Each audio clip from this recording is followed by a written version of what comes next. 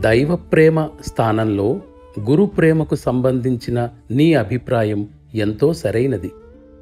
ఒకసారి ఒక అభ్యాసిలో దైవ ప్రేమను పెంపొందిస్తూ ప్రాణాహుతిని ఇస్తుండగా దైవ ప్రేమకు బదులు అతడిలో గురు ప్రేమను నింపమని నా గురువర్యులు నన్ను ఆదేశించారు. నా బిడియపు స్వభావం నన్నా విధంగా చేయనీయదు.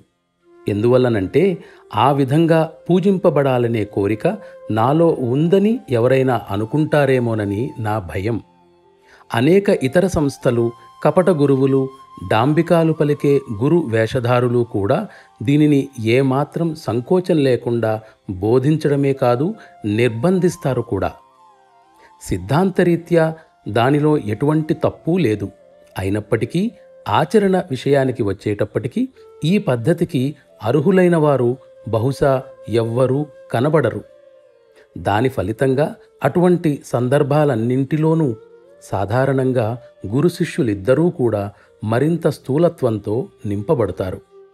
అత్యంత అప్రతిష్టకరమైన ఈ దోషం నుండి నా సమర్థ గురువర్యులు నన్ను కాపాడారు. ఆయన మనందరినీ దాని నుండి ఎల్లప్పుడూ రక్షించుగాక.